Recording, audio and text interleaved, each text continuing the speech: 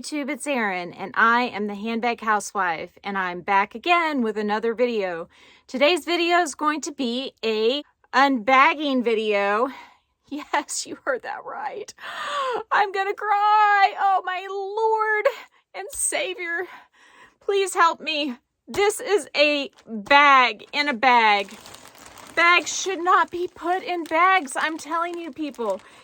Bags should never be put in bags. And so I'm going to open this with trepidation. I cannot believe that this happened. It's very distressing. I don't know what to say other than a bag should not be put in a bag. So I'm pulling it out. Not only was it in a bag, but it's in another very thin plastic bag that's taped shut. And then I suppose, I mean, look, this is an extremely thin bag, not offering a whole lot of extra protection. And then it's in a dust bag. So this is a bag that has chains. I wonder if they packed the chains properly. It does not appear so. They're just loosey-goosey in there. So I'm going to pull the bag out. Can you tell what it is? Oh my goodness, guys. So this is my new Longchamp Brioche bag in the black with the dark hardware. All of the Brioche bags have dark hardware. And it looks like it's in pretty good condition so far, despite the bag and the bag status. There is a very small, tiny little scratch on the front plate, but it's minuscule. But the thing I'm noticing the most is that it's kind of concave on the bottom, more so than the other ones. And I think that's probably because it was squished. And I'm wondering how the inside feels. It's not too bad. It's probably okay, but listen, why companies send $895 bags marked down to $600 in a plastic bag, I just don't know. And structure-wise, this is a bit of an issue because it's lost all of its structure in the bottom from being smashed. Let me just grab my pink one. I want to see if it does this whenever you grab it, like I'm grabbing it. So you see that? You see my pink one doesn't smash like that on the bottom. I may have something in it. Let's see what I've got.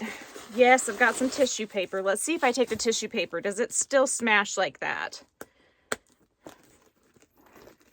No, it doesn't. I mean, it's not like folding in on itself. See? I'm able to hold it like that from the base.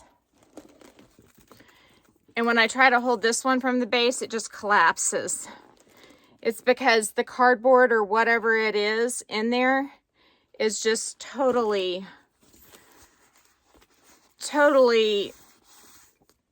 bent, I suppose you could say. Now, does that make any difference for the functionality of the bag? I don't know. I mean, if I put some pressure on the inside of the bag, it's not bowing out. So considering the amount that I carry, it's probably okay.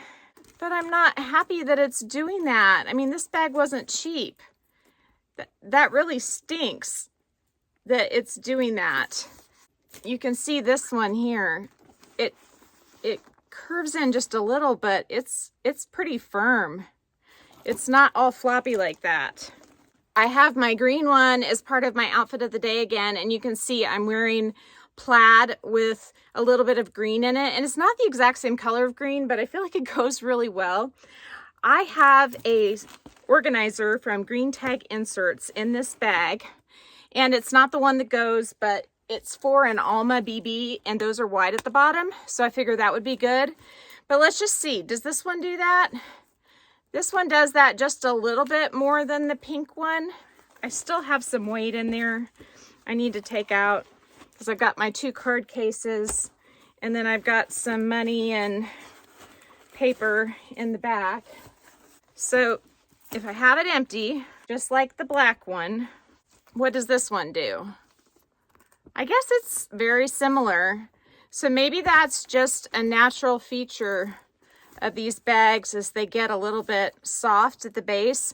So maybe a base shaper is something that will be needed in the future for all of these bags potentially. Maybe my pink one is just a little bit less handled than this one and the black one I just opened. Just out of curiosity, I'm gonna pop in this insert into this bag and see what that does for the base. So remember, I don't have anything else in the bag, but that's most of my stuff. And with that in there, I mean, it's pretty flat. It's still squishing. It's still squishy like that. It's still concave. It's not flattening it out like I thought it would. When I have the stuff in this one, it's very firm. So I do think that there's some significant damage to the boning or whatever it is in here that happened when the bag was shipped and it was flattened. Literally flattened.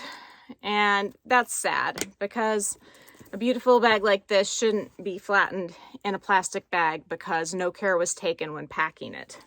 I'm hoping that, I don't know what to say. I think I'm gonna probably keep it. I'm gonna message T.J.MAXX and see what they say, and I'll get back to you and let you know.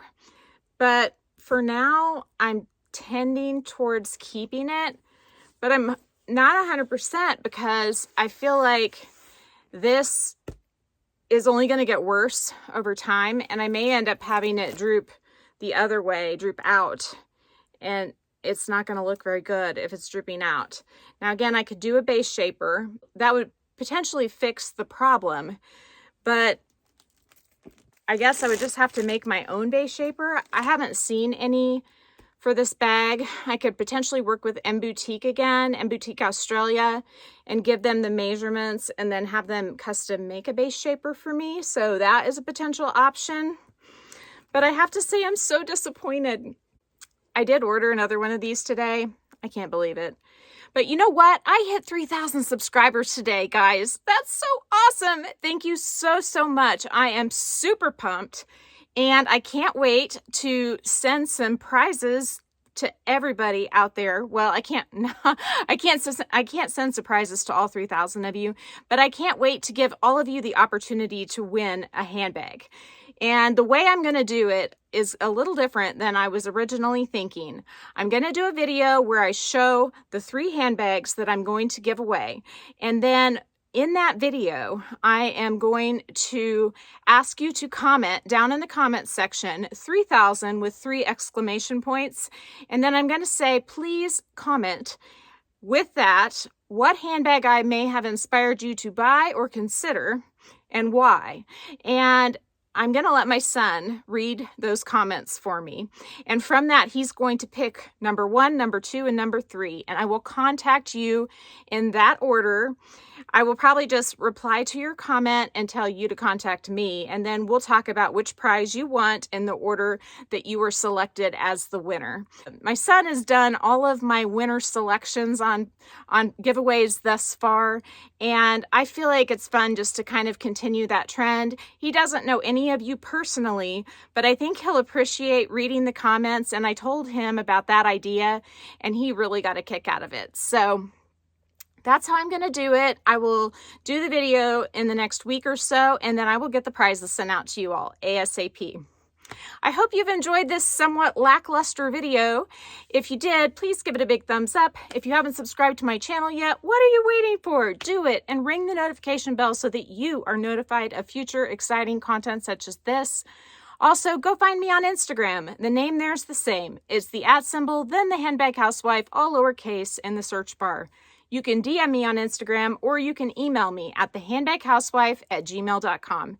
If I don't hear from you, I will see you again real soon. Take care and have a fabulous day. Bye.